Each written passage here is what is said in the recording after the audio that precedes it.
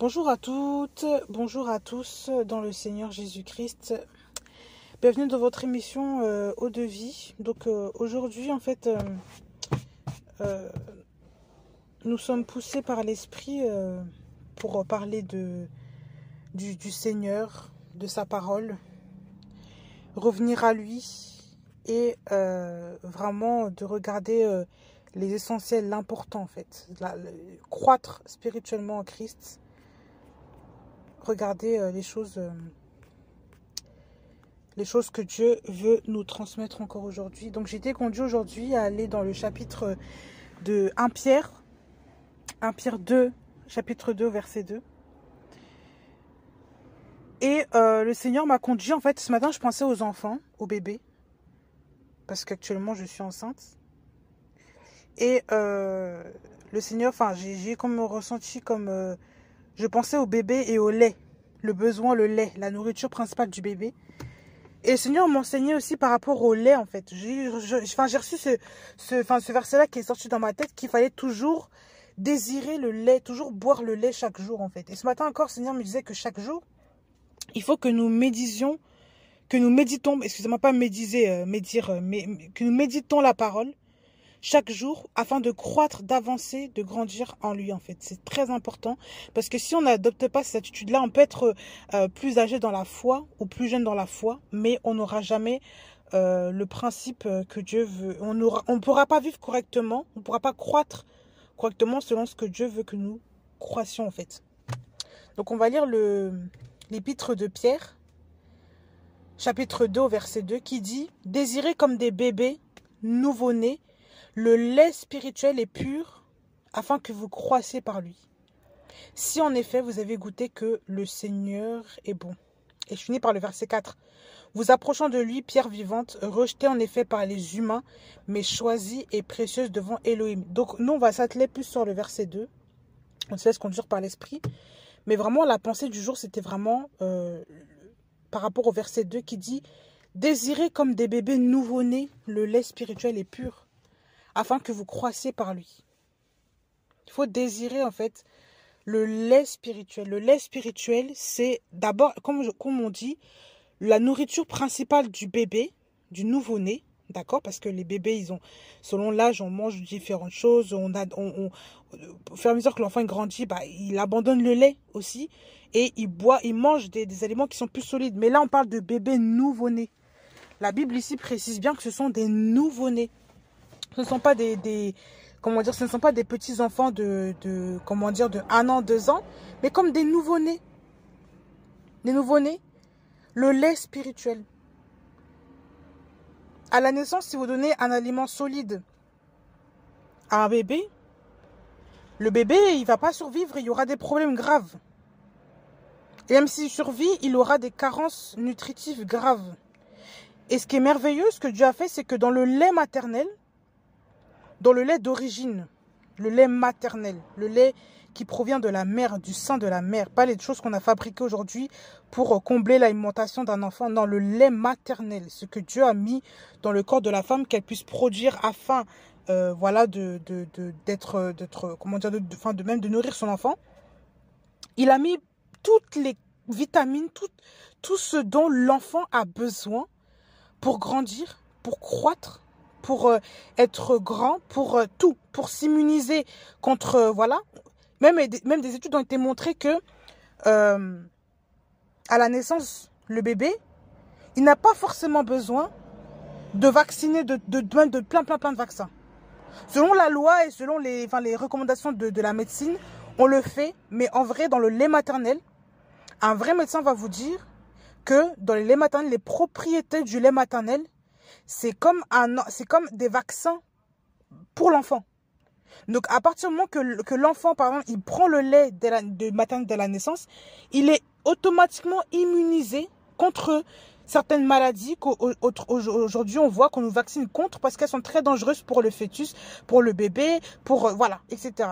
Donc, aujourd'hui, comme les choses se sont industrialisées, se sont modernisées, entre guillemets, et se sont aussi paganisés, mais se sont aussi modernisés par le lait artificiel et autres. Ben, en fait, on a perdu ces notions-là de la nature. Il y a beaucoup de gens qui se disent, ben, comme c'est plus simple de donner le biberon à l'enfant, mais je donne le biberon, le lait, enfin le sein parfois ça fait mal, etc., etc. Mais dans le temps, les femmes donnaient le lait aux enfants et jusqu'à ce que l'enfant arrête de téter de lui-même. On ne se privait pas de ça parce que c'était dans la nature. Et ça, c'est très important de faire mentionner que Dieu aussi met des propriétés dans le corps de la femme pour que la femme puisse prendre soin naturellement de son enfant. Dieu ne va pas te donner un enfant et il ne te donne pas ce qui va avec. D'accord? Il y a des femmes qui ont des problèmes de sein. Oui, ça certes. Il y a des femmes qui ont des problèmes, je ne sais pas, particuliers. Ça, oui, ce sont des choses. Mais en général, quand Dieu te donne une poitrine, te donne le sein, le lait, tout ça, c'est pour que tu puisses faire quoi? C'est pour que tu puisses, nourrir ton enfant. Et Dieu a mis ça naturellement dans la nature, dans le corps de la femme, pour que cette femme-là puisse nourrir son enfant. Donc ça veut dire que ça, c'est dans la femme. L'histoire du sein, là. L'histoire du lait, du lait pour nourrir l'enfant, c'est dans la femme. Et là où on va en venir, c'est que l'image du bébé nouveau-né, là, qui prend le lait de maman, c'est la même image de Dieu avec ses enfants. Dieu nous dit que les enfants, ceux qui ne seront pas comme cet enfant, quand il parlait aux disciples, ils n'entreront pas dans le royaume des cieux. Et ça, c'est une parole qui est grave, les enfants. On va reprendre ce verset-là entre parenthèses, mais il faut vraiment comprendre que Dieu veut nous enseigner quelque chose aussi par rapport au fait de rester près de lui, de dépendre de lui. Dans Matthieu 18, au verset 2 et 3, Yehoshua appela un enfant, le mit au milieu d'eux, et leur dit, Amen, je vous le dis, si vous ne vous convertissez pas, et si vous ne devenez pas comme les enfants, vous n'entrerez jamais dans le royaume des cieux. Si vous ne vous convertissez pas, et si vous ne devenez pas comme les enfants, vous n'entrerez jamais dans le royaume des cieux. Et Jésus dit ça, Dieu dit ça, peu importe, c'est la même personne. Par rapport à quoi? Il dit ça en disant, par rapport à ce que le disciple a demandé à Christ, qui est le plus grand dans le royaume des cieux. Donc la question de ces gens-là, c'était de savoir qui était le plus grand dans le royaume des cieux. Et Dieu répond à ça qu'il appelle un enfant au milieu d'eux. Un enfant. Il ne prend pas un théologien, un docteur, un scribe, un pharisien, un sadducéen et autres. Il ne prend pas, disons mieux, un pasteur, un prophète, un évangélique. Il ne prend pas l'exemple de Moïse. Il ne prend pas l'exemple de Aaron. Il ne prend pas l'exemple des prophètes qui ont été avant lui.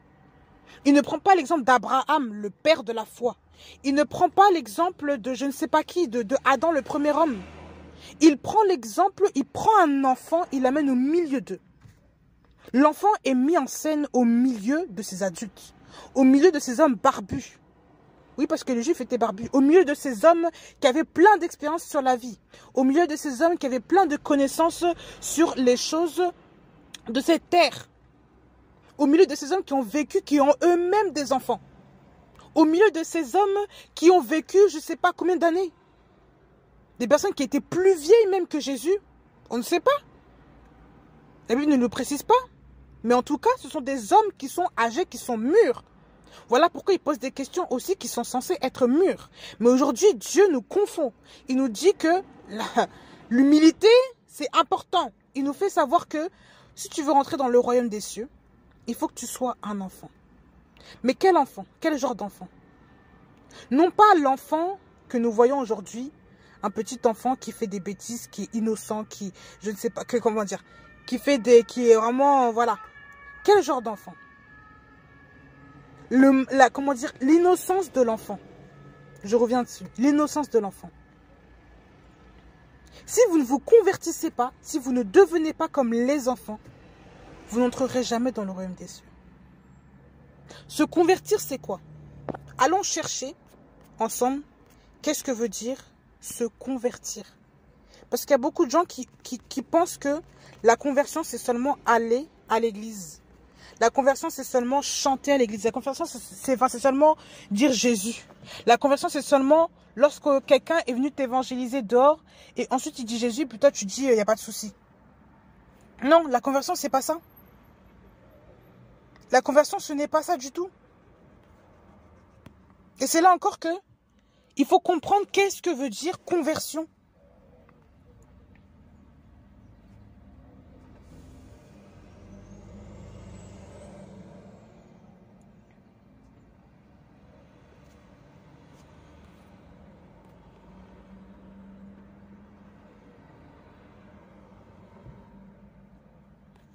Alors, excusez-moi. Le mot conversion, ça signifie, donc ça vient du grec épistréphos, et ça veut dire se tourner vers,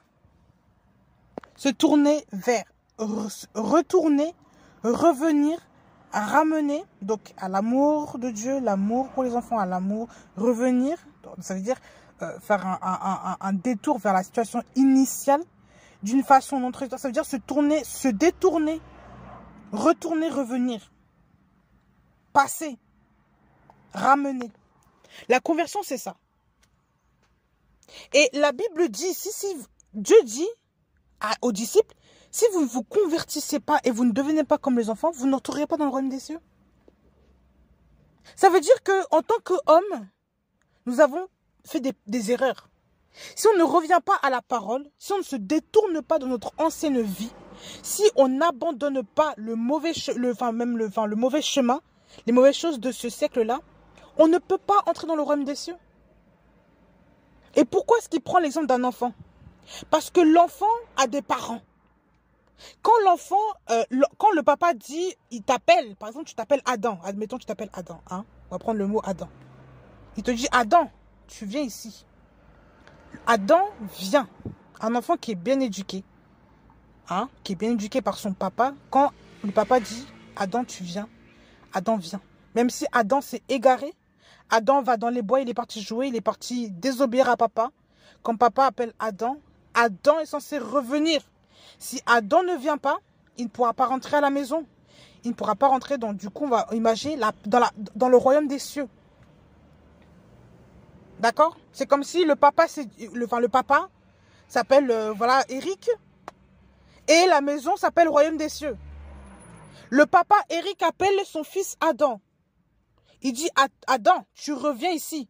Si tu ne reviens pas, tu vas rester dehors, tu vas dormir dehors. Donc le dehors qui peut signifier aussi l'enfer ou tout ce que vous voulez. Tu vas rester je sais pas, tu vas être dans la perdition. Il faut que tu rentres. Rentre à la maison pour être au chaud. Rentre à la maison pour être en sécurité.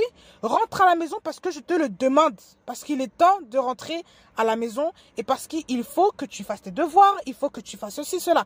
Si Adam n'écoute pas, Adam va tourner en rond dehors. Et Adam va être... Comment va être Adam? Adam, si Adam n'écoute pas, ce n'est que pour son malheur. Vous voyez? Mais comme Adam, les enfants écoutent les parents, un enfant bien éduqué et dont le parent a mis des bases, ils écoutent leurs parents. Quand le papa Eric appelle son fils Adam, Adam revient à la maison. Il vient dans la maison. Et un enfant, au cas où vous remarquez, les enfants sont obéissants quand on les éduque correctement. Hier encore, je regardais une émission Super Nanny, là. Vous connaissez sans doute cette émission. Pour ceux qui ne connaissent pas, c'est une dame, une nounou qui vient, enfin une dame, comment dire, une personne dans les trucs sociaux là, qui vient aider les parents qui n'arrivent pas à éduquer leurs enfants, leurs petits-enfants, pas des grands-enfants, leurs petits-enfants. Et donc, cette dame-là apprend aux parents à remettre des bases. Donc, je vous amène à voir même parfois des épisodes de Super Nanny. Et hier, je regardais ça et je voyais une petite de 3 ans, 4 ans, là, je pense qu'elle avait 3 ans vraiment, qui parlait mal à sa maman, qui criait dans tous les sens. Mais je voyais, je me dis, mais la petite, elle est terrible, là. Elle crie, elle se lève, on va au restaurant, c'est pas possible. Tu peux pas faire des courses avec cet enfant-là. Et je ressentais, le Seigneur me disait, non, non, c'est la mère. C'est la mère. Ce n'est pas l'enfant. L'enfant, elle est petite. Il y a un âge aussi où les enfants sont un peu plus turbulents. Mais l'enfant est petite. Ce n'est pas le problème de l'enfant. L'enfant n'a pas de problème. C'est le parent qui fait ça. Et quand tu vois même le comportement de la mère, parfois la mère, elle s'amuse avec l'enfant. Elle ne sait pas dire non à l'enfant. Elle n'est pas ferme avec l'enfant. Elle laisse passer beaucoup de choses. Parce que la mère n'a pas mis les cadres avec son enfant. D'accord? Ce n'est pas le problème de l'enfant. Ici, on ne dira pas non plus que Dieu est le problème même des chrétiens qui ne veulent pas revenir à lui. Mais lorsque des chrétiens ne veulent pas se tourner vers Dieu, alors que Dieu a dit qu'il faut méditer sa parole jour et nuit, qu'il faut méditer sa parole afin de quoi? Afin d'hériter, afin d'avoir le succès. On va lire ça ensemble.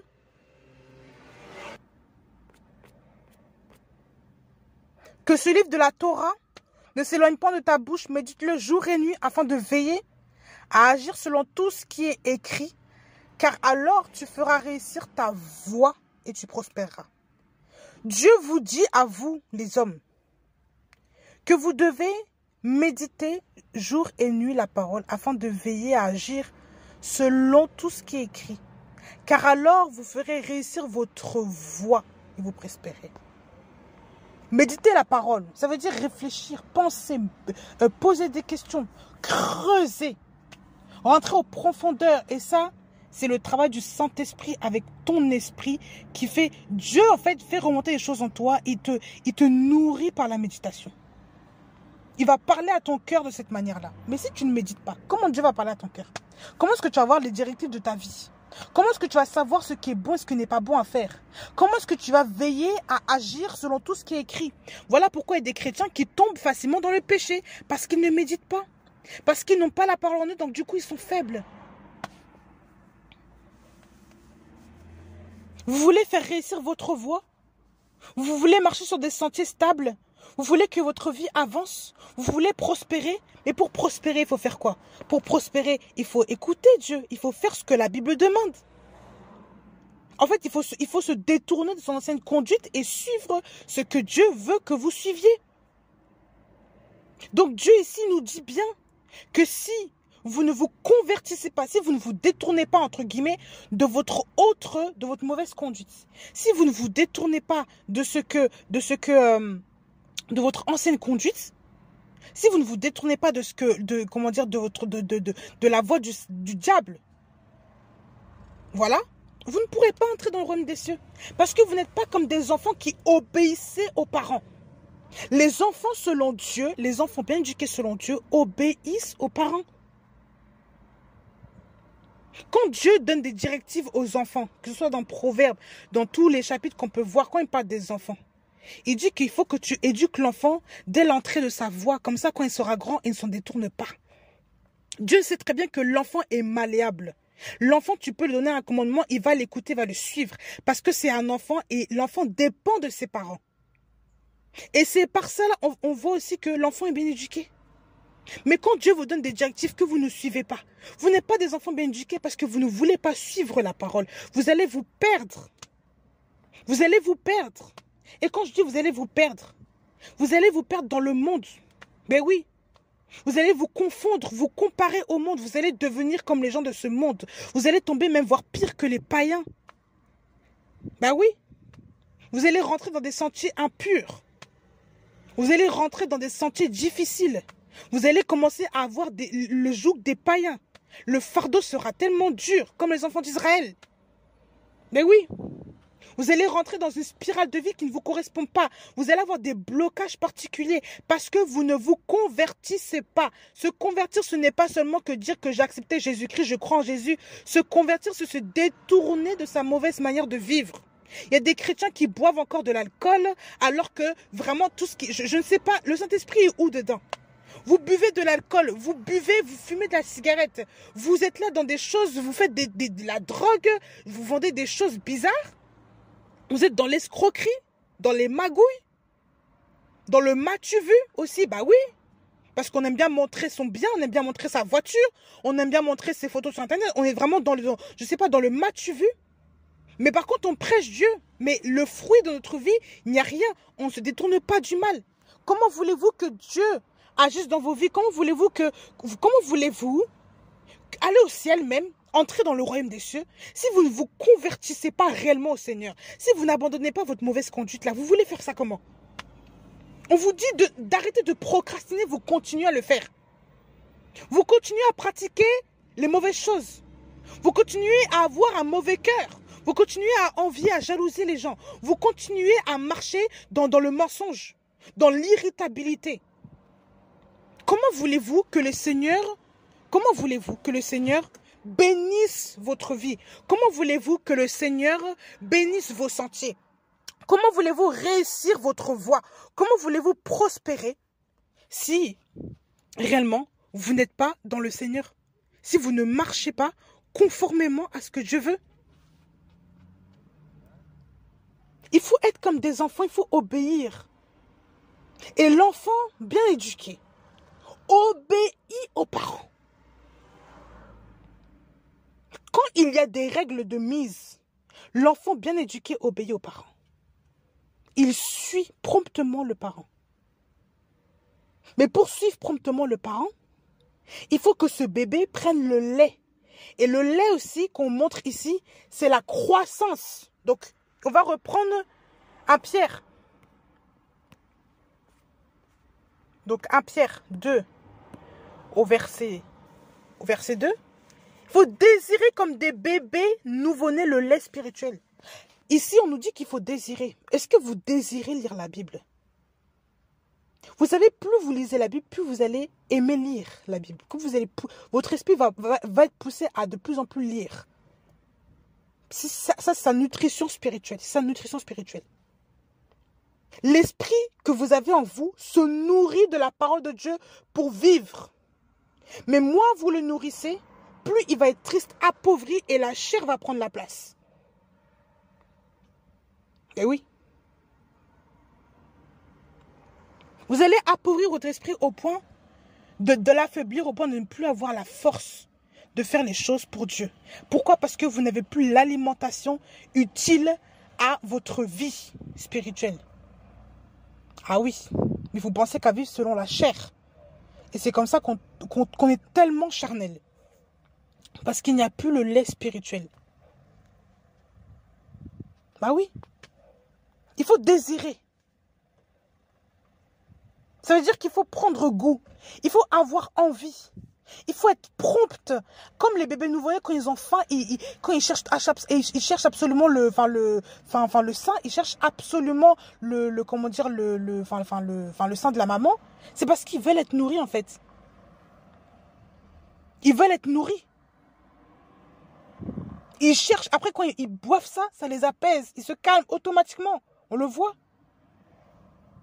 Il faut être comme ces enfants-là. Votre esprit crie comme ce bébé-là qui crie qu'on n'a pas le lait. Il crie. Mais vous vous abstenez de lire pour encore devenir encore plus charnel, encore plus demeurer dans le manque de sanctification. Vous vous rendez compte? C'est comme ça, après on se trouve dans des péchés bizarres. On ne se rend pas compte, mais on se trouve dans des péchés qui sont vraiment étranges. On se dit, mais comment ça a pu m'arriver? Parce que tu ne bois plus le lait spirituel. Tu es éloigné de Dieu. Tu t'es éloigné progressivement. Tu as commencé à ne plus lire. Et après. Il y a des stades, hein. Ah bah oui. C'est pas comme ça tout d'un coup. Il y a des stades. Le lait spirituel est aussi les règles que Dieu vous donne. Et oui. Parce que le lait spirituel, on dit que il est spirituel, il est pur, afin que nous croissions par lui. Désirez comme des bébés nouveau-nés, le lait spirituel est pur, afin que vous croissiez par lui. Croître aussi en Jésus-Christ, c'est être dans les limitations de Christ, dans les règles de Christ. Accepter de grandir avec le Seigneur. Il y a des gens qui n'acceptent pas de grandir avec le Seigneur et ils s'étonnent ensuite que leur vie est difficile, que leur vie est compliquée. Mais oui. Ils n'acceptent pas de grandir avec le Seigneur et on s'étonne que notre vie est difficile et compliquée. On s'étonne. Si vous voulez croître avec le Seigneur, il faut boire le lait qu'il vous donne. Il faut écouter sa parole, il faut méditer sa parole, il faut mettre en application sa parole. Mais tout ça, ça demande de boire chaque jour, de méditer chaque jour son enseignement. Méditer chaque jour sa parole, de creuser, de prendre un temps chaque jour pour puiser dans sa parole. Qui va vous nourrir. Et cette parole-là est pure. Croître dans le Seigneur, grandir comme des enfants, c'est très important. Le lait spirituel, le lait, qu'on prend l'exemple du lait, c'est l'exemple de base. Il faut être simple. Il ne faut pas commencer à rentrer dans des... Dire que ouais, je ne dis pas aujourd'hui parce que je suis suffisamment forte, je n'ai pas besoin de lait. Non, devant Dieu, vous êtes comme des enfants. Restez comme des enfants devant Dieu. Restez comme des enfants devant le Seigneur. Restez comme des bébés, des nouveau-nés devant le Seigneur, qui chaque jour, vous demandez toujours à avoir le lait. Vous suppliez le Seigneur pour qu'il vous explique, pour que sa parole vienne à vous. Pour qu'il creuse en vous. Et c'est important. Il faut être spirituel. Creuser dans le Seigneur. Il ne faut pas se prendre pour des adultes. Non. Dieu a dit que ce sont les enfants qui héritent du royaume des cieux. Ce ne sont pas les machins. Ce sont les enfants. Donc il faut être comme des enfants. Comme des bébés, des nouveau-nés qui prennent le lait. Il faut être comme ça. Et le nouveau-né aussi, il montre aussi qu'il dépend uniquement du parent. Uniquement de celui qui donne le lait. Il ne dépend pas d'un autre. Il ne dépend pas de je sais pas quoi. Il dépend uniquement de celui qui donne le lait. Donc il faut dépendre uniquement du Seigneur. Il ne faut pas se sentir fort spirituellement. Il faut dépendre du Seigneur tout le temps, en permanence. On branche tout d'une manière ou d'une autre, mais il faut dépendre du Seigneur.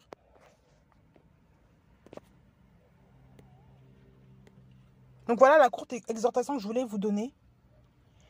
Que le Seigneur vous accompagne, qu'il vous guide. Et qu'il vous dirige et que vous croissiez en lui.